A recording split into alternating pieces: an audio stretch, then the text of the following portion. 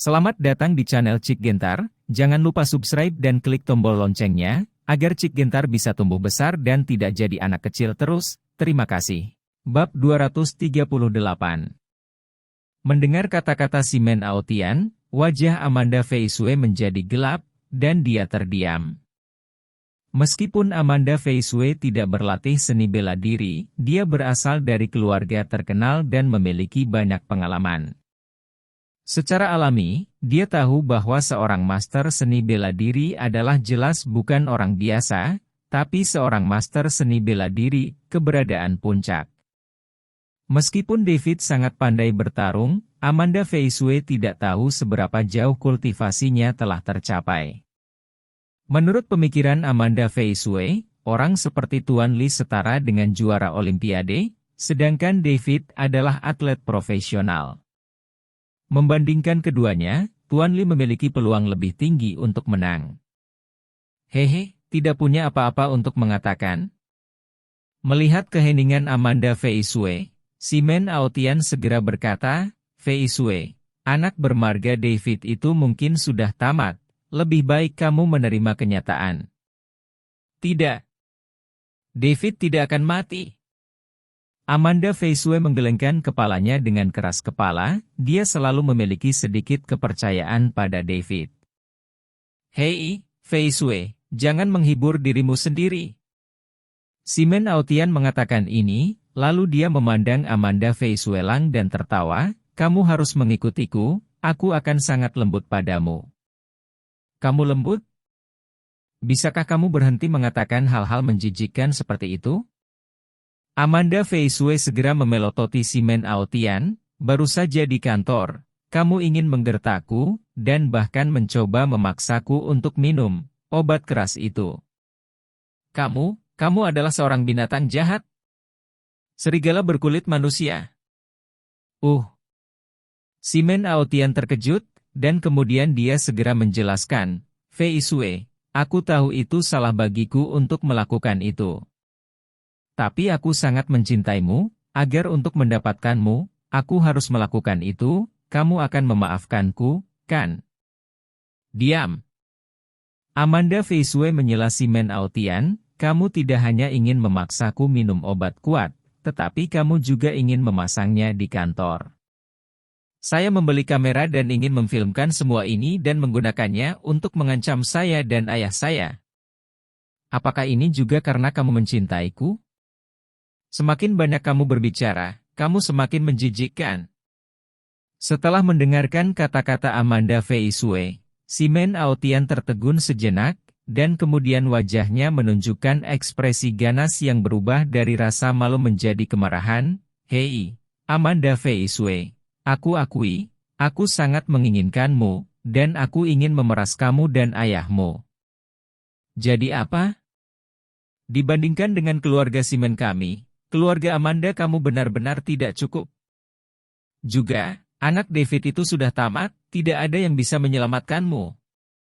Feisue, kamu harus menerima kenyataan dengan patuh. Kamu omong kosong. Diam. David tidak akan mati." Amanda Feisue segera menggelengkan kepalanya dengan kuat saat mendengar ini, tapi air mata mengalir di wajahnya. Mendengar ini, David tidak tahan lagi. Si Men Aotian menyegel titik akupunkturnya, namun dia masih berani berbicara tanpa rasa takut, dan bahkan ingin Amanda Feisue menerima kenyataan. Apa yang membuat David merasa paling tak tertahankan adalah si Men Aotian tidak hanya ingin memaksa Amanda Feisue minum obat kuat, tetapi juga ingin memfilmkan semua ini dan menggunakannya untuk memeras Amanda Feisue dan ayahnya. Jadi, David melangkah keluar dari sudut, dan berkata dengan suara dingin, "Maaf, Tuan si Men. Saya mengecewakan Anda." "Ah, kamu, kenapa kamu masih hidup?" Wajah si Men Aotian berubah drastis, dan dia benar-benar ngeri seolah-olah dia melihat hantu. "Kenapa aku tidak bisa hidup?" David berkata kepada si Men Aotian, "Aku masih hidup dan sehat." Ketika Amanda Feisue melihat David muncul, dia langsung berteriak kaget dan berlari ke arahnya, tiba-tiba melemparkan dirinya ke dalam lengannya. Wow, aku baik-baik saja. Aku baik-baik saja. David juga memeluk Amanda Fei Sui, menghiburnya dengan lembut. Bajingan si Men Aotian itu terus berbicara, buruk tentangmu. Aku benar-benar marah padamu. Amanda Fei Sui tidak bisa menahan kertakan giginya ketika dia memikirkan si Men Aotian mengatakan pada dirinya sendiri bahwa David pasti akan mati di tangan Li Wuming. Fei Sui, jangan dengarkan omong kosong si Men Aotian. David berkata kepada Amanda Fei Sui, aku telah mengalahkan Pak Tua Li. Benarkah? Amanda Fei Sui bertanya dengan penuh semangat. Tentu saja itu benar, kalau tidak aku bisa kembali? Jawab David segera. Oh, senang kamu bisa kembali. Amanda Fei Sui memeluk David dengan erat lagi, dia merasakan rasa aman yang belum pernah terjadi sebelumnya. Tuan Ali, dia kalah. Mungkinkah dia dibunuh olehmu? Si Men Aotian melebarkan matanya saat mendengar kata-kata itu, dengan tatapan yang tak terbayangkan, lalu bertanya pada David seperti ini. Lagi pula, Li Wuming adalah harapan terakhir si Men Aotian dan satu-satunya harapannya saat ini. Pak Tua Li belum mati. David berkata, tapi dia memang kalah dariku. Mulai sekarang, dia telah mundur dari arena dan tidak ada hubungannya dengan keluarga si Menmu. Bagaimana ini mungkin? Seharusnya tidak begitu? Mata si Men Aotian melebar lebih lebar, dengan ekspresi yang sama sekali tidak mau di wajahnya. Tidak mungkin, itu tidak ada hubungannya denganmu. David menatap si Men Aotian, dan berkata sambil mencibir, sebenarnya, aku sudah kembali. Pernahkah kamu berpikir tentang apa yang akan aku lakukan padamu? Mendengar apa kata David berkata, si Men Aotian gemetar, dan pada saat ini, dia menyadari bahwa apa yang dikatakan David benar, dan mimpi buruknya sendiri telah datang. Apa? Tuan muda si Men yang perkasa, mengapa kamu takut lagi? David memandang si Men Aotian dan mengajukan pertanyaan kepadanya sambil mencibir. Tuan Fred, aku selalu sangat pengecut. Si Men Aotian menundukkan kepalanya dan berubah menjadi ekspresi menjilat. Tuan Fred, aku hanya seekor anjing di matamu, dan aku masih. Melihat perubahan si Men Aotian seperti perubahan wajah di Operasi Cuan, dan David merasakan mual yang tak terlukiskan. Jadi wajah David berubah serius, dan dia langsung pergi ke si Men Aotian. Melihat ini, Amanda Fei Sui berpikir bahwa David akan membunuh si Men Aotian, dan buru-buru mengingatkannya dengan suara kaget. David, kamu, jangan bunuh dia. David berhenti, berbalik dan bertanya pada Amanda Fei Sui, mengapa kamu memohon untuk sampah ini? Aku tidak memohon untuknya. Amanda Fei Sui buru-buru menggelengkan kepalanya, menjelaskan, dia untuk pelaku utama kita malam ini, yang terbaik adalah membiarkan polisi menanganinya. Jika kamu membunuhnya sekarang, kamu akan menyebabkan banyak masalah, dan kamu benar-benar akan menyinggung keluarga si Men. Mendengar apa yang dikatakan Amanda Fei Sui, si Men Aotian dia juga buru-buru berkata kepada David, itu benar. Fei Sui benar. Kamu tidak bisa membunuhku. David juga tahu bahwa apa yang dikatakan Amanda Fei Sui masuk akal, tetapi si Men Aotian membuatnya merasa terlalu jijik, dan hamba ini ingin menghancurkan dirinya sendiri beberapa kali, tapi biarkan dia pergi begitu saja. David secara alami tidak berdamai. Selain itu, si Men Aotian, di permukaan, terlihat seperti tuan muda dari keluarga si Men, berpakaian bagus dan bermartabat, tetapi di balik layar, dia sangat gelap, tercela, berbahaya, dan kejam. David berpikir lagi, jika orang seperti si Men Aotian jika saya melepaskannya, saya pasti akan membiarkan harimau itu kembali ke gunung, dan akan ada masalah yang tak ada habisnya. Yang paling membuat David tak tertahankan adalah perbuatan kotor yang ingin dilakukan si Men Aotian pada Amanda Fei Sue, yang menyentuh punggungnya. Membius, merekam video. Tindakan yang tidak tahu malu. Jika si Men Aotian berhasil, menurut temperamen Amanda Fei Sue, dia mungkin akan bunuh diri karena malu dan marah. Memikirkan hal ini, David menyadari bahwa jika dia dikalahkan oleh Li Wuming, dia akan benar-benar kehilangan Amanda Fei Sue. Si Men Aotian ini benar-benar berdosa. Jadi David perlahan berkata kepada Amanda Fei Sue, kamu benar, aku seharusnya tidak membunuhnya. Amanda Fei Sue menghela nafas lega, karena jika David bersikeras membunuh si Men Aotian, dia tidak akan melakukannya. Untuk menghentikannya, tapi aku juga tahu bahwa David pasti akan menimbulkan banyak masalah jika dia melakukan itu. Sejujurnya, Amanda Fei Sue tidak pernah ingin David terlibat dalam masalah itu. Begitu si Men Aotian mendengar bahwa David secara pribadi mengatakan bahwa dia tidak akan bunuh diri, dia sangat gembira dan berteriak dengan gembira, "Terima kasih, Tuan Fred. Terima kasih, Tuan Fred, karena tidak membunuhnya." Untuk si Men Aotian, selama dia bisa hidup, dia lebih dari semuanya penting, belum lagi dia memiliki pendukung besar keluarga si Men di belakangnya. Tidak terlalu sulit untuk kembali, dan kemudian dia akan meluncurkan serangan gila balas dendam pada David. Namun, David mencibir dan berkata kepada si Men terburu-buru berterima kasih padaku. "Aotian, Tuan Muda si Men, jangan khawatir. Aku mengatakan bahwa jika aku tidak membunuhmu, aku tidak akan membunuhmu." David memandang si Men Aotian, dan mencibir. Ketika si Men Aotian mendengar kata-kata David, dia langsung merasa tidak enak. David tidak menjawab pertanyaan si Men Aotian, berjalan ke arahnya, mengulurkan tangannya untuk mengeluarkan tubuhnya, dan mencari botol Blazing Flames. "Aku dengar kamu mengatakan bahwa obat ini sangat kuat, bukan?"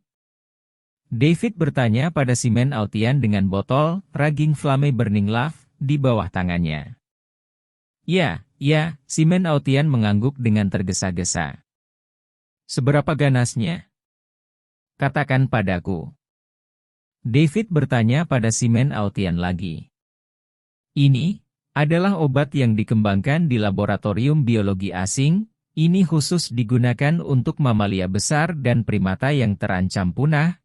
Hanya seteguk kecil, gajah pun akan menjadi gila, apapun jenis kelaminnya." "Brengsek."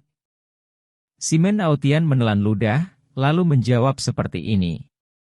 "Wow, ini sangat ganas." Mendengar ini, David menunjukkan ekspresi kaget, dan tiba-tiba berkata, "Ini hal yang baik." Mendengar apa yang dikatakan David, si Men Aotian mengira dia tertarik padanya. "Flame Burns Love." Jadi dia buru-buru melanjutkan untuk memperkenalkan, obat ini benar-benar bagus.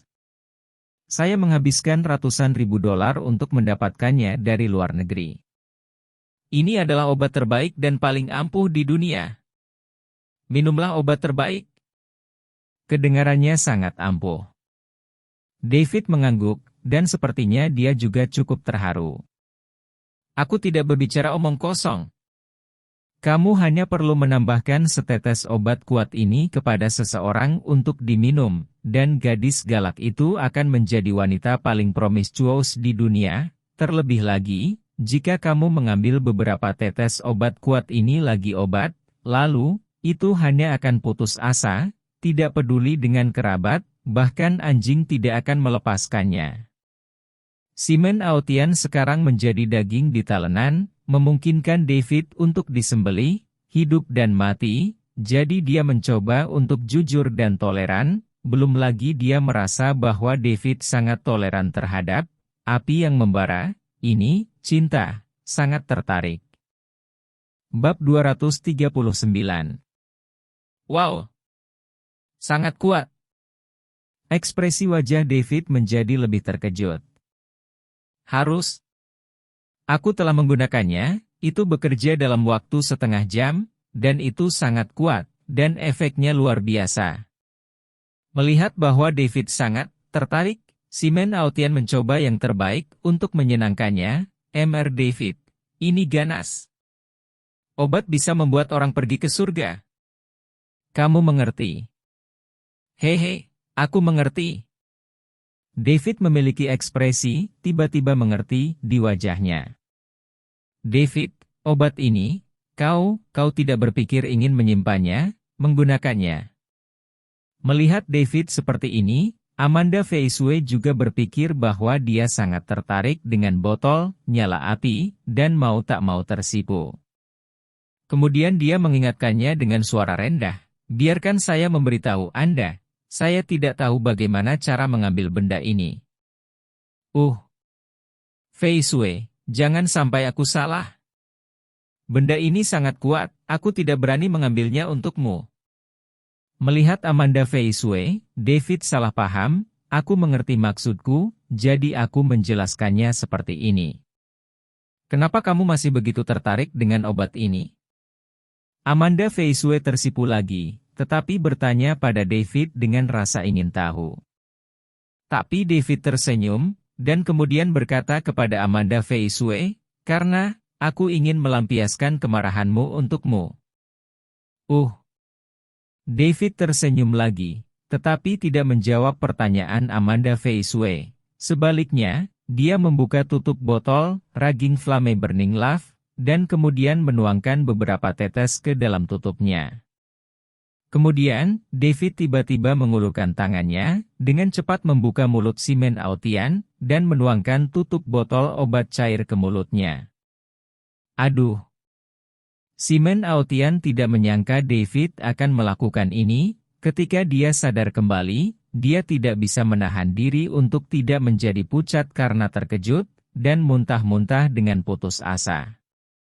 Tapi David meremas mulut Simon Aotian dengan erat, lalu menamparnya di belakang leher, jadi dia menelan botol cairan obat dengan paksa. Tuan Fred, kamu memberiku begitu banyak minuman, aku akan meledak. Teriak Simon Aotian, bahkan suaranya bergetar.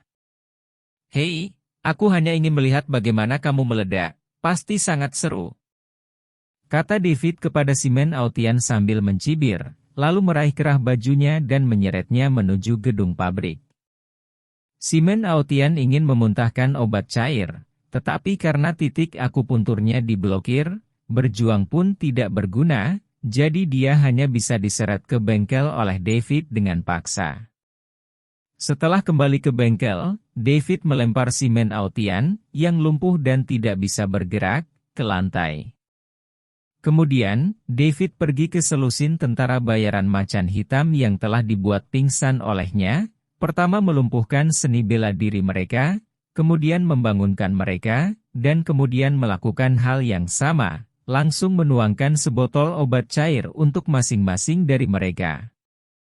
Setelah menyelesaikan semua ini, David membuang botol obat kosong, Raging Flame Burning Love, dan berkata kepada Simon Aotian sambil mencibir. Tuan Muda Simon, Anda mengatakan bahwa ini adalah obat terbaik di dunia, tetapi saya tidak mempercayainya. Untuk memverifikasi apa yang Anda katakan, saya mencobanya dengan Anda dan bawahan Anda. Jangan lakukan ini. Aku akan diledakkan oleh mereka. Tuan Fred, tolong, lepaskan aku. Simon Aotian menjadi pucat karena ketakutan, dan dengan putus asa memohon ampun pada David. David mengabaikan permohonan Simon Aotian sama sekali, tetapi kembali ke kantor dan menemukan kamera. Kemudian David membawa kamera ke gedung pabrik, mengarahkan lensa ke Simon Aotian dan selusin tentara bayaran Harimau Hitam, dan menyalakan mesin. David, kamu, apakah itu juga?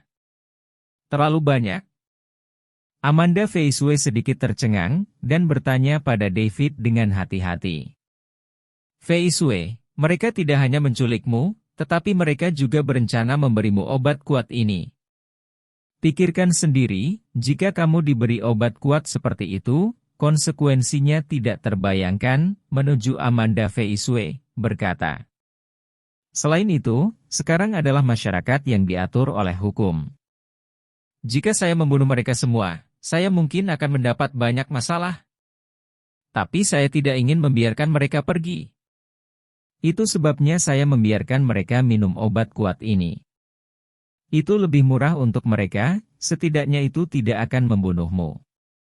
Mendengar apa yang dikatakan David, Amanda Feisue terdiam, karena apa yang dikatakan David benar. Simen Aotian tidak hanya ingin memaksanya untuk meminum cinta yang membakar api ini, tetapi juga dia juga ingin membiarkan kelompok tentara bayaran Harimau Hitam ini pergi bersama setelah menghancurkannya, dan merekam proses untuk mengancam dia dan ayahnya. Jika mereka berhasil, konsekuensinya tidak terbayangkan. Amanda Feisue merasa dia benar-benar akan melakukannya bunuh diri karena dia tidak tahan dengan rangsangan seperti itu, dan ayahnya Amanda Tianeng serta seluruh keluarga Amanda juga akan ditangkap oleh Simen Aotian karena alasannya sendiri, dan bermain di telapak tangannya. Memikirkan hal ini, hati Amanda Feisue penuh dengan kebencian, dan dia juga ingin membalas dendam pada penjahat ini. Saat David sedang mengobrol dengan Amanda Feisue, sesuatu terjadi pada Simen Aotian dan selusin tentara bayaran Harimau Hitam. Kemudian, sebuah adegan yang membuat David dan Amanda Feisue merasa sangat mencolok terjadi. Setelah efek obatnya bekerja, Simen Aotian dan tentara bayaran Heihu semua kehilangan akal dan bertarung satu sama lain. Melihat adegan setan menari dengan liar, Amanda Feisue menutupi matanya dan menyusut ke pelukan David. David, cepat, bawa aku pergi. Tempat ini benar-benar menjijikkan. Jangan khawatir, biarkan pelurunya berterbangan sebentar. David mengatakan ini, lalu melihat melakukannya dengan berani. Aku tidak tahan. Amanda Feisue mendorong David menjauh, berbalik dan membungkuk, dan muntah. David tidak tahan lagi, jadi dia membawa Amanda Feisue keluar dari pabrik, mengeluarkan ponselnya, dan memutar nomor Fu Yinghong. Awalnya, Fu Yinghong sangat mengkhawatirkan David dan Amanda Feisue, dan telah membuat persiapan yang sesuai. Setelah menerima telepon dari David, Fu Yinghong segera bertindak tanpa mengucapkan sepatah kata pun. Kemudian Fu Yinghong memanggil polisi, dan membawa sekelompok polisi, sesuai dengan lokasi yang diberikan oleh David, mengendarai mobil polisi dan membunyikan sirene mereka, dan bergegas ke pinggiran barat, pabrik perbaikan mobil Junsheng, yang ditinggalkan ini. Ketika Fu Yinghong dan sekelompok polisi bergegas ke tempat kejadian dan melihat pemandangan yang sangat menarik perhatian, mereka tidak dapat menahan muntah. Tapi, muntah, polisi masih sangat berdedikasi. Setelah Simen Aotian dan selusin tentara bayaran macan hitam berkeliaran, polisi dengan cepat memverifikasi identitas mereka. Karena status khusus Simen Aotian, dia dibawa pergi sendirian untuk diisolasi dan diperiksa, dan selusin tentara bayaran Harimau Hitam dengan cepat ditemukan. Pada dasarnya, masing-masing dari mereka memiliki catatan kriminal, dan kebanyakan dari mereka terlibat dalam kasus-kasus ganas, dan bahkan pembunuhan. Dengan identifikasi David dan Amanda Feisue, polisi menemukan 2 mayat lagi, serta para gangster yang terluka parah. Setelah identitas kedua mayat itu diverifikasi, polisi tidak bisa menahan sorak-sorai. Karena kedua mayat itu jelas-jelas adalah keluarga Yan Shuangsha, keduanya adalah pembunuh terkenal dan penjahat yang dicari secara internasional. Artinya, tidak ada orang yang terlibat malam ini yang tidak bersalah, sebaliknya, mereka semua adalah penjahat, pembunuh. Polisi telah memusnahkan semua orang ini, yang hanya menghilangkan kerugian besar bagi rakyat. Sebagai utusan utama, Simen Aotian telah menerima perhatian serius, bahkan jika keluarga Simen memiliki kemampuan untuk menyelamatkannya, perilakunya berpartisipasi dalam tarian setan, telah setia, direkam oleh kamera. Awalnya, Fu Yinghong dan Hua Xin akan memiliki pengaruh besar di Jiangbei dan Cina Timur, tetapi karena buktinya terlalu memadai, dalam situasi tindak lanjut selanjutnya, karena David dan Amanda Fei Shui adalah korbannya, mereka bekerja sama dengan polisi untuk melewatinya. Prosesnya hanya perlu bertindak tidak memihak. Setelah menyelesaikan transkrip, David dan Amanda Fei Shui berjalan keluar dari kantor polisi, dan langit sudah siang bolong. Fu Yinghong, yang telah menunggu di luar, datang untuk menemui mereka, dan bertanya kepada keduanya, apakah kamu baik-baik saja? Jawab David. Mendengar apa yang dikatakan David, Amanda Fei Shui tidak bisa menahannya, dan berbalik dan berjongkok di pinggir jalan untuk muntah lagi. Pantas saja Amanda Fei Shui bereaksi seperti itu, lagi pula, adegan sekelompok setan menari dengan liar tadi malam benar-benar terlalu pedas untuk mata, terlalu menjengkelkan. Melihat reaksi Amanda Fei Shui, David mulai merasa sedikit khawatir. Diam-diam dia berpikir, apakah itu terlalu dibesar-besarkan untuk apa yang dia lakukan tadi malam?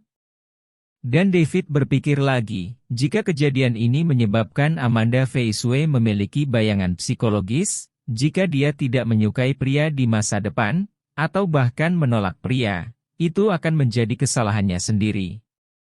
Begitu David memikirkan hal ini, dia dengan cemas bertanya kepada Amanda Fei Shui, Fei Shui, apakah kamu baik-baik saja?